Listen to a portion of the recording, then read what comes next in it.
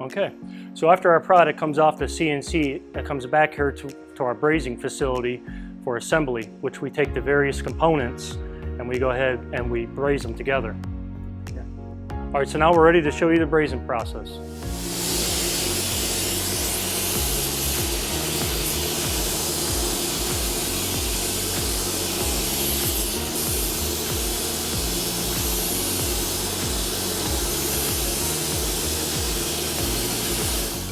So after our brazing, we go through our secondary processes, which is grinding, sandblasting, and leak checking, which will go to our next step, which will be our laboratory for testing.